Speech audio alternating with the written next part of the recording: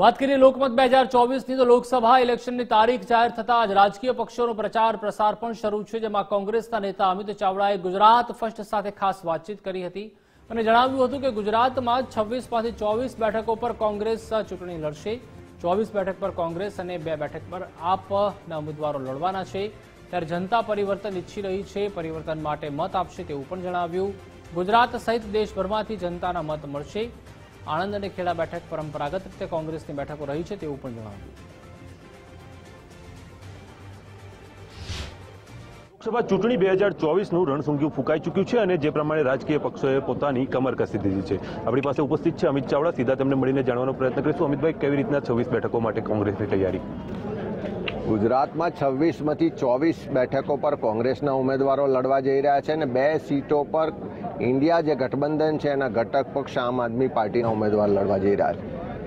તમે આખા ગુજરાતમાં જોશો તો લોકો કહી રહ્યા છે કે છેલ્લા 10 વર્ષમાં કેન્દ્રની સરકારને, અત્યારે ગુજરાતમાં તો ડબલ એન્જિન સરકાર, એણે જે વાયદા વચનો અને ભાષણ આપ્યા ત્યાં એમાંથી એક પણ વાયદો વચન પૂરો નથી થયો। ત્યારે જનતા પરિવર્તન ઈચ્છી રહી છે, પરિવર્તન માટે મત કરવા માટે તૈયાર છે અને સમગ્ર ગુજરાતની 26 બેઠકોમાં તમે જોશો તો 2004માં જ્યારે દેશમાં વડાપ્રધાન તરીકે વાજપેયીજી હતા, એનડીએ સરકાર હતી, ફીલ ગુડ ઇન્ડિયા સાઇનિંગનો નારો હતો અને દેશના લોકોએ પરિવર્તન કરીને સત્તા બદલી કાઢી હતી। એ જ રીતે આજે 2024માં પણ ગુજરાતના લોકો પરિવર્તન માટે મતદાન કરશે અને ગુજરાતમાં પણ બહુમતી બેઠકો પર કોંગ્રેસને આશીર્વાદ મળશે અને આખા દેશમાં પણ સત્તા પરિવર્તન થશે। અમિતભાઈ, જે પ્રમાણે ચર્ચાઈ રહ્યું છે તો આણંદ બેઠક અને ખેડા બેઠક કોંગ્રેસ માટે કયા પ્રકારના ઉમેદવાર આવશે? આપની વાટેની જે ચર્ચાઓ ચાલી રહી છે એના વિશે શું કહેશો?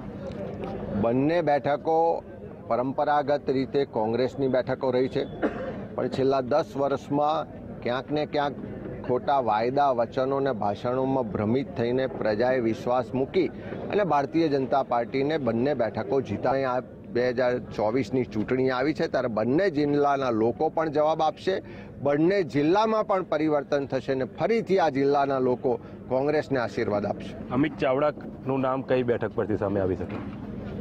અમિત ચાવડા કોંગ્રેસનો કાર્યકર છે, પ્રજાની વચ્ચે સતત કામ કરતો પ્રજાનો સેવક છે। પ્રજા જ્યાં ઈચ્છે અને પક્ષ જે જવાબદારી આપશે એ મુજબ આગળ અમિત ચાવડા તમે જોઈ શકશો। જી હા, તો જે પ્રમાણે અમિત ચાવડા સાથે આપણે ખાસ વાતચીત કરવાનો પ્રયત્ન કર્યો છે અને તેમના દ્વારા જણાવવામાં આવ્યું છે કે પ્રજા અને પક્ષના આદેશ પ્રમાણે તેનું નામ જે છે તેમનું તે જાહેર થઈ શકે છે। એટલે કે આ જે લોકસભાની ચૂંટણી છે તેમાં અમિત ચાવડા જે પ્રમાણે ઉમેદવાર તરીકે જાહેર થાય તે પ્રકારની શક્યતાઓ વધુ પ્રબળ બનતી અહીંયા નજરે પડી રહી છે। યશદીપ ગઢવી, ગુજરાત ફર્સ્ટ, આણંદ।